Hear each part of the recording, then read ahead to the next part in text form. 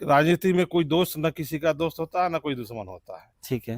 गांव में परेशानी इससे बढ़ेगी, सुविधा तो कोई नहीं मिलना है। इस नहर से कोई सुविधा नहीं मिलने वाली। क्योंकि भारतीय प्रधानमंत्री की उद्भट छवि जो है पूरे देश से विश्व स्तर तक मिला है। पहला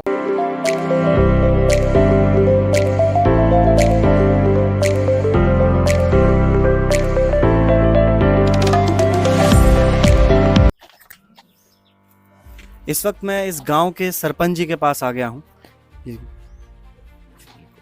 नमस्कार अंकल जी। नमस्कार।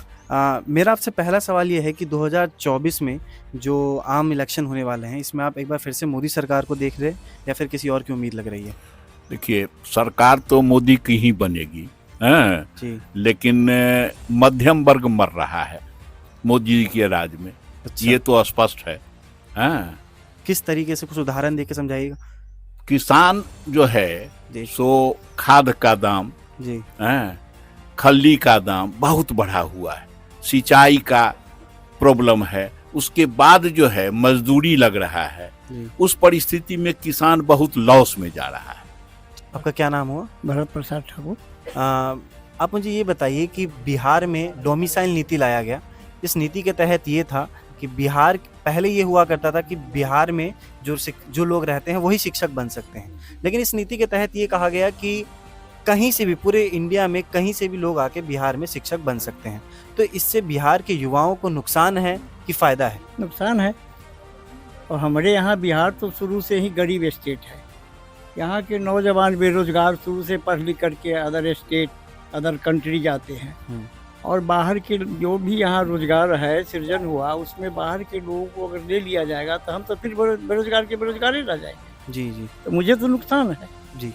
चलिए, एक और सवाल मैं आपको बताइए, 2024 के आम चुनाव में आप किसको देख रहे हैं? नरेंद्र मोदी सरकार को ही देख रहे हैं दोबारा से, या किसी और की उम्मीद लग रही है आपको? नरेंद्र मोदी सरकार को तो हम लोग 2 बार देखा। अच्छा।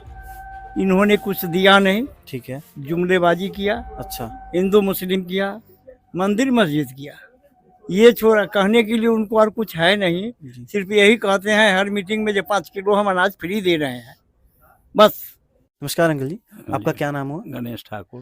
गणेश ठाकुर जी, मुझे ये बताइए कि 22 जनवरी 2024 को राम मंदिर का उद्घाटन होने वाला है और 2024 में ही इलेक्शन भी है। तो क्या इस राम मंदिर निर्माण से बीजेपी सरकार को बहुत फायदा मिलने वाला है या नुकसान हो सकता है? बहुत फायदा मिलने वाला है। किस तरीके से फायदा मिलने वाला है? बहुत फायदा मिलने वाला है और बहुत दिन से इसको लोग आकलन करते थे। पूरा विश्व जो है सो नजर लगाए हुए था जो कब राम मंदिर बनेगा। आज वह समय आ गया है जो रामलला का उसमें प्राण प्रतिष्ठा होने वाला है। इस अवसर पर प्रधानमंत्री नरेंद्र मोदी को बहुत सारे विश्व भर में बधाई मिल रहा है और मिलेगा। ठीक है। सरपंच जी के साथ साथ मैं इस गांव के पंचायत समिति के सदस्य से भी बात करने जा रहा हूं। आपका क्या नाम हुआ? गौरी शंकर सिंह। गौरी शंकर जी, संघ जी, मुझे ये बताइए, आपकी 2024 के आम इलेक्शन में आपको क्या उम्मीद लग रही है? कौन सी सरकार आएगी, या फिर मोदी सरकार या किसी और की उम्मीद? नहीं, सरकार तो मोदी सरकार ही आना है जी।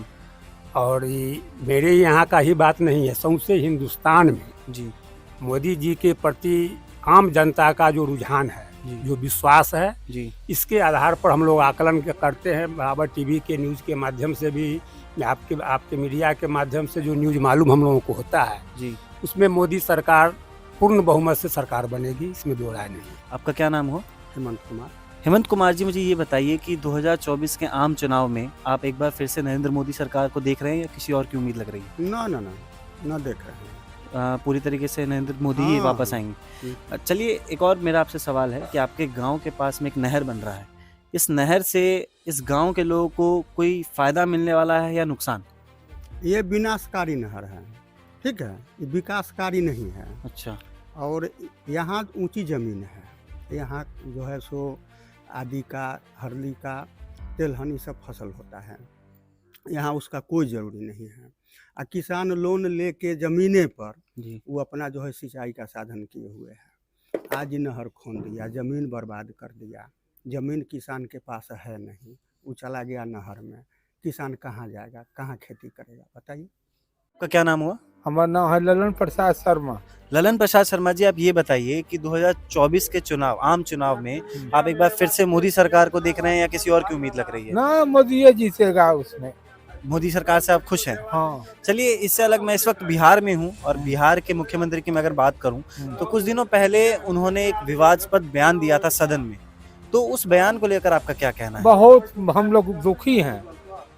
हाँ, जब महिला के साथ जो दुर्व्यवहार किया है विधानसभा में, ये बहुत भ्रष्ट बात है, ये शोचनीय बात है। इसलिए जनता अब इससे साफ उबा हुआ है। इससे बिहार की छवि पे कोई फर्क देखने को मिला? बहुत, जब पूरा देश न सुन देख लिया फोटो जब साहब कि क्या बोल रहे हैं, क्या कर रहे हैं। ये वो बिहारी पर तो ही नहीं है, अब तो इंटरनेट से सारा देश देख लिया है।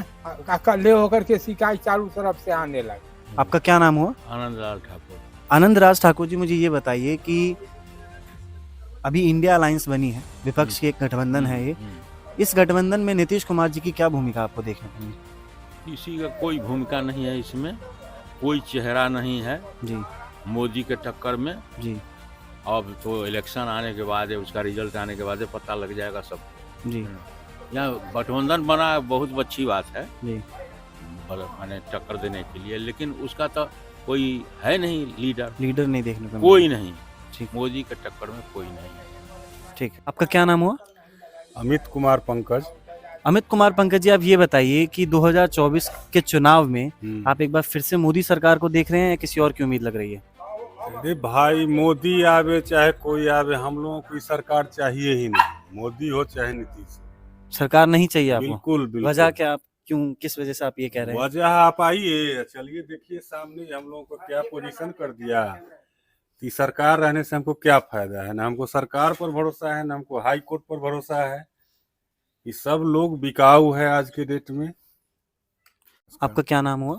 कुंदन कुमार। कुंदन कुमार जी, ये बताइए कि अभी बिहार सरकार, मैं इस वक्त बिहार में हूँ इसलिए प्रश्न पूछ रहा हूँ आपसे कि बिहार सरकार एक डोमिसाइल नीति लेके आई थी। इस नीति के तहत इंडिया के सभी लोग आके यहाँ पे शिक्षा विभाग में आ सकते हैं, तो इस नीति से बिहार के युवाओं को समस्या का सामना करना पड़ सकता है या फिर फायदा है? नहीं, बिल्कुल समस्या का सामना कर रहा है। पहले ये बोले जो बिहार में हर साल वो 10 लाख नौकरी देंगे, बेरोजगारी दूर करेंगे, और जब समय आया तो वो पूरे भारत के लिए इसको अलाउ कर दिए आके यहाँ।